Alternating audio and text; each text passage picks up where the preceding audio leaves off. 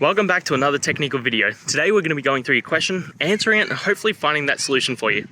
Now, remember to stay just a little bit crazy like me, and hopefully you get to that resolution. Now let's continue on.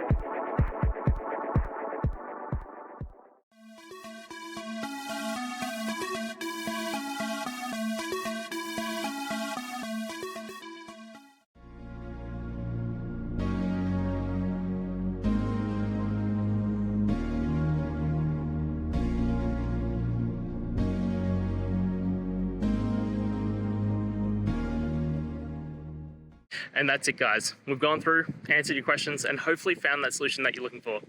If we did, please hit subscribe. I'd really appreciate it. And until the next time you need technical help, I hope you have a good one.